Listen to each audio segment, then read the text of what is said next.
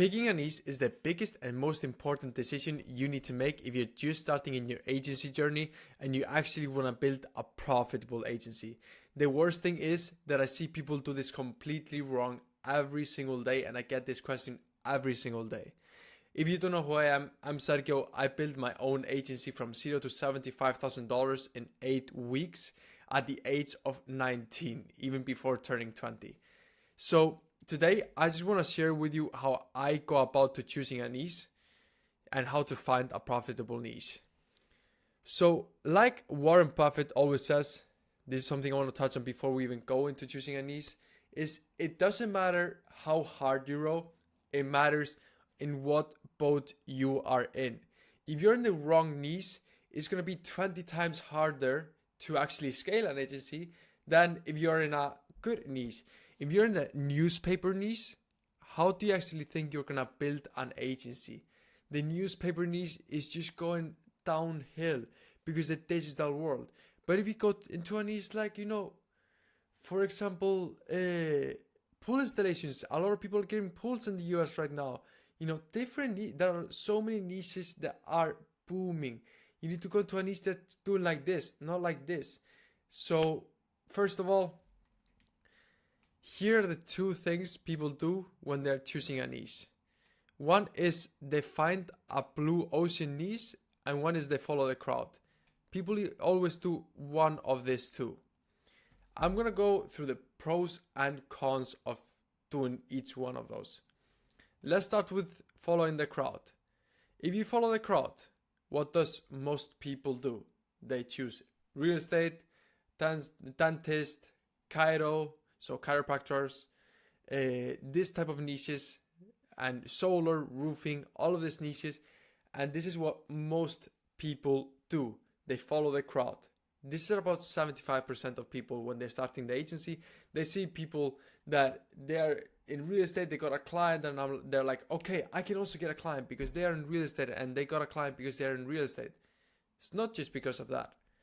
So here are the pros and cons by following the crowd. Pros are someone has succeeded in that market. So you can role model someone. You can role model someone that has done what you want to do in that industry. So when you have problems, it's actually not that hard to find a solution. You just need to either pay or talk to someone that has been in that position before in that industry, and they most likely will know what to do within a second. You tell them the problem and they will be like, okay, this is the solution, because they have gone through the same solutions and the same problems that you are going through right now. That's the pros by following the crowd. The cons is that market is so saturated. Like you see here, they have heard all the kind of offers out there. They have heard AI this, AI that, Facebook at this, SEO this, all of this. They have heard everything out there. And another thing is that you're going to be competing against the top dogs. For example, if you go into solar, then you're going to be competing against, different agencies. I'm in solar. One of my agencies is in solar. You're going to be competing against me. That's not the best thing to do. You're going to be competing against bigger dogs than me even. Like, for example, Solar Exclusive is a $4 million a month agency. You're going to be competing against this type of agencies, and it's much harder to actually compete and get clients when you're competing against agencies that are taking over the industry, because people are always going to go for the bigger dogs, because who's getting better results if they're growing more and they're bigger? It's obvious, right? So most people that actually go into these niches, like, dentist, chiro, real estate, solar, roofing, they don't even thought about, okay, why am I going into this niche? They just were like, okay, nice, I have a few niches. Here, I'm going to choose this one.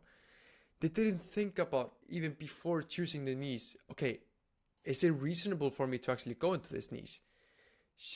Does it make sense with the skills I have? Is it something that is growing? Is it a niche that's growing? They don't think about these things. They just choose a random niche and hope for the best. But we need to analyze before you choose a niche. But also I want to touch on, you shouldn't be analyzing here for a month. You should be analyzing for like 1 day, max 2 days, but I would say 1 day. That's how I did it personally. And take action. Is always intake the information, analyze the information, and action. And all of that should be done in max 24 hours. So now let's go over the blue ocean niche. For example, I talked to a few people the other day, and few people were going into dance studios, tattoo studios, and house cleaning. Have you ever thought about going into these niches? 95% or even 99% most likely not. Because these are niches that not a lot of people go into and not a lot of people think about, because few reasons behind it. But I'm going to go over the pros and cons of choosing a niche like house cleaning, dance studios, tattoo studios. Pros: these people don't get spam with calls and DMs every single day. They don't get cold called 10 times a day like real estate agents or like chiropractors or dentists. They don't get their Instagram and LinkedIn and Facebook flooded with messages every single day. So the problem with that, no, the good thing with that is that you don't have to overpromise to stand out.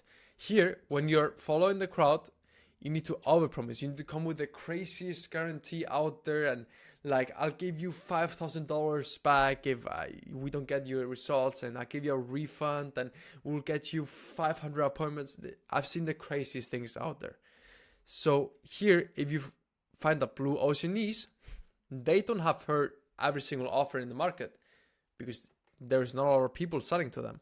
So you don't have to overpromise. You just have to offer them your service, make it something special, and you'll automatically stand out. That's the good thing. And then there's no competition. There's always going to be few people in the niche here and there, but there's no competition compared to following the crowd. Now let's go over the cons. The cons are that you have no one to role model. So when you have problems, there's not a lot of people that have solved them before. Sometimes they can be similar to the problems we have, for example, I myself in solar, other agencies in real estate, chiropractors, all of that. But there are some problems that happen that are personalized to the niche. So that's the con behind it. There's not a lot of people that are actually going to know how to solve them. And 95% of these niches don't make a lot of money. That's the reason behind a lot of people are not in them. They don't. Do you think, let me go here. Do you think house cleaning people make a lot of money? Do you think these people are making 20, 30K a month? Do you think dance studios, how many people they need to have inside to actually be making that kind of money? And tattoo studios to actually be making that kind of money too? It's like, for example, tattoo studios, they just have maybe 1 or 2 people doing the tattoos. So how do you think they can actually scale? It's just impossible for them to take on more people. They just have an X amount of time. They just have 24 hours a day. So this is the main thing when it comes to the two routes people take to actually choose a niche. But now I want to go over with you the right way to actually pick a niche. Over the 5 key pillars to pick a niche. This is the 5 key pillars I use to pick a niche personally. 1 being the TAM, the total addressable market. And you might be thinking, what's that? That's just how big the market is. How many companies, how many, for example, real estate agents, how many real estate brokers are, how many real estate agents are. For example, real estate agents, I think is one of the biggest, if not the biggest market with the biggest TAM. They have like over 1.5 million real estate agents just in the US, and I think even more. And you should be aiming to find something at about at least 15 to 20,000 businesses real estate agent is not a business, it's like a solopreneur, but you should try to find a total addressable market of 15 to 20,000 at least. Then next step is how much money they make. So both revenue and profit. Because if you're going to be selling to tattoo studios, do you think they really can pay you, $5,000? If you want to be charging like everyone else, like $500 per month and scale to 10K and be a slave of your agency, all fine with me. You can just go and do it. But if you actually want to build a good company and have an agency that's actually going to be profitable and it's going to be able to help you, help your family, help the people around you, and you're actually going to have a good business, you need to sell to people that have revenue and most importantly, profit. So first of all, there are two type of people when you're selling: solopreneurs and companies. You might be thinking, what do you mean by that? Let's use real estate as an example. A solopreneur is a real estate agent. Real estate agent is not a company. A real estate agent isn't, a company or a customer. It's a solopreneur. They technically work for themselves. And companies are, for example, real estate brokerages. So difference: real estate brokerages and real estate agents. For example, with solar companies like solar installation companies and solar sales companies, and a solar rep. So those are the two different kind of people that you're going to be selling to, depending on the niche. But with companies, how much money should they be making? They should be making at least $30,000 a month on the low end. This is at least. And with solopreneurs, they should be making at least 10K a month. And that's just revenue. So they should be looking at a profit of 20% plus. And this is like the low end, like the worst case scenario. I just want to do a worst case scenario for you guys. So if we do the math here, that will be at least 2K in profit. And I would even say that with a solopreneur, they should be making at least 40 to 50% profit, because if they're making like 2K, how are they going to pay you even? But with a companies, 30K plus, it's good. But most companies, for example, that we work with, they're making at least 100K a month. Next thing is product ticket. This is so important. I can't talk about it enough. If you're gonna be helping, like, for example, e-com stores, or like a restaurant, or for example a fashion store, how many meals do you think a restaurant needs to sell to actually pay for your product? How many t-shirts do you think the store needs to sell to actually pay for your product? If they're selling a $5 to $20 ticket like product, do you think they're going to be able to pay you 5K a month? Do you think that's going to be possible? No, right? It's going to be very hard for you to actually show them that you're giving them an ROI. But if you work, for example, with real estate agents, they make 10, depending on what kind of real estate agent, but let's say luxury real estate agents, they make anywhere from $10,000 to $30,000 per deal. They pay you 5K, you get them one deal a month. They have already 6, 10 XRI. It's like crazy. That's the good thing behind it. Solar, for example, or roofing, or HVAC, they get like $5,000 to $10,000 average per deal in profit. I charge 5K, for example. They get 3 deals, 3x ROI, easy.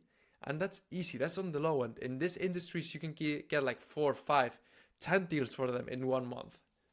So you should be looking at a product ticket that is at least $1,000. For example, cosmetic surgeries, like there are different kind of ones, but facelift cost, I think, 9K. All different of cosmetic surgeries. There are a few that cost like 1.5 to 2K. That works because they're paying you 5K or 3K, it's not that hard. You just need to get few.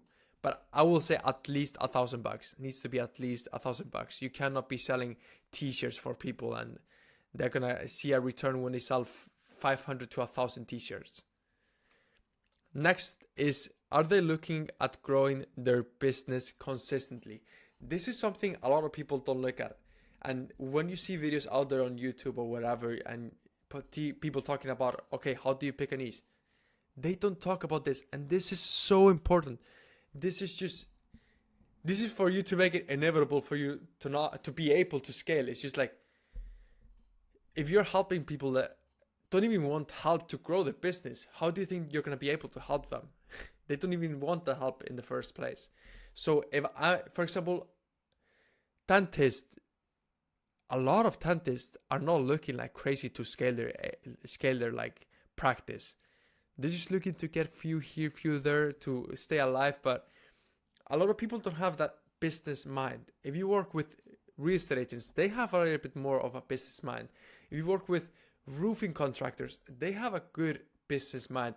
If you work with HVAC contractors, they have a good business mind.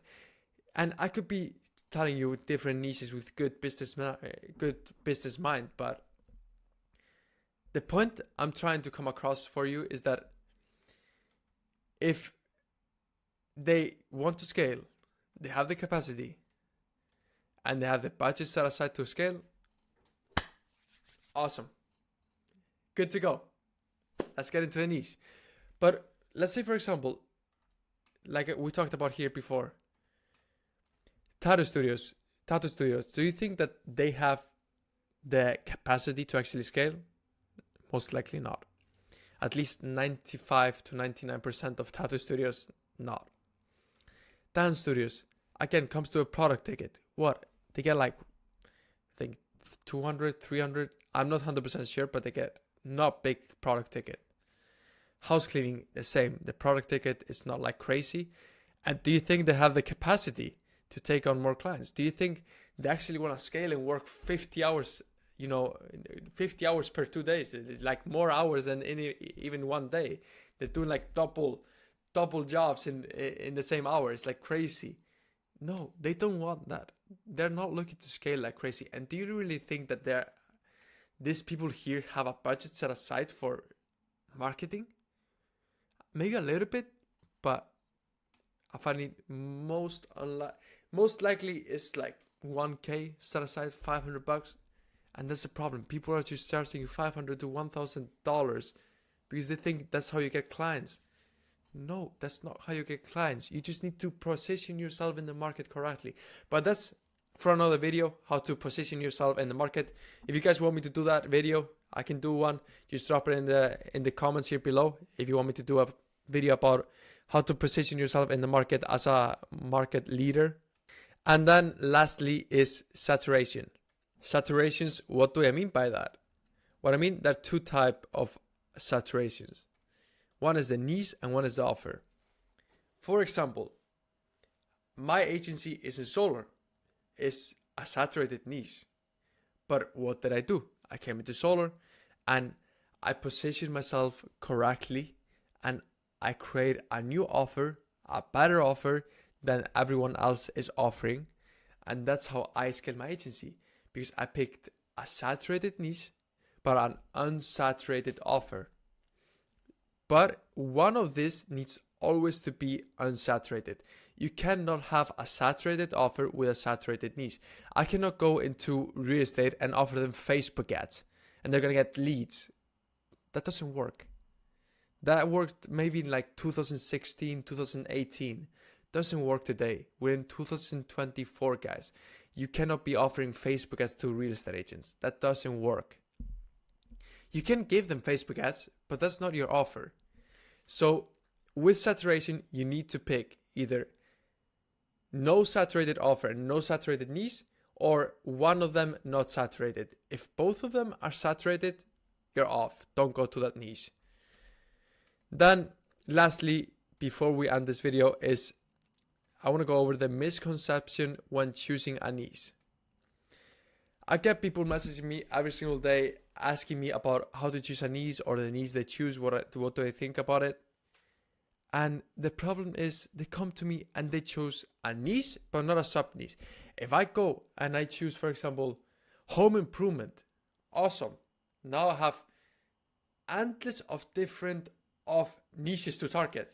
It's like home improvement is one big market, but then you need to choose a niche inside of the market. For example, roofing, kitchen remodeling, patio, all of these kind of things. Like what was more? Window replacing. It's like all kind of different sub niches you can go into. Pool installation. It's like so many different niches that you can go into a niche. Basically, if I choose home improvement, I'm not gonna be a home improvement agency. I'm gonna be a kitchen remodeling agency, because that's like a sub niche. I'm gonna be specifically talking to kitchen remodeling companies and reps every single day, and I'm gonna be an expert in that sub niche. I'm not gonna be talking to every single person. I'm gonna be talking to roofing and like HVAC and like kitchen remodeling and bathroom remodeling and like window like replacing and pool installation companies and this and that. How do you think that you can position yourself as a leader in the market if you don't have even a market to be leader at? You need to have a market to be able to be leader at that market. So that's just something I want to touch on, because a lot of people just choose home improvement, and that's the niche that everyone is choosing lately. Home improvement, or for example, if I go into real estate, I will focus either on real estate agents for buyers, or real estate agents for sellers, or real estate agents, instead of real estate agents, real estate brokers, or real estate brokerage. So it's like, choose a sub niche instead of the niche. That's how you stand out inside of a big market. Because if you just a generalist, just helping everyone in that market, how do you think they're gonna see you as a leader? Impossible. But guys, I appreciate your time. I really appreciate you for watching this. I think it's almost 20 minutes now, this video. But I really appreciate your time. And if you can do me a favor and leave a comment, a like, and subscribe down below. I'm going to be dropping some more gems here soon. And let me know what video you would like me to do next. I want to touch on that. I'm going to do some videos that you guys want me to do, that you guys need help with. But yeah, I appreciate your time for watching this video, and I'll see you on the next one. Peace.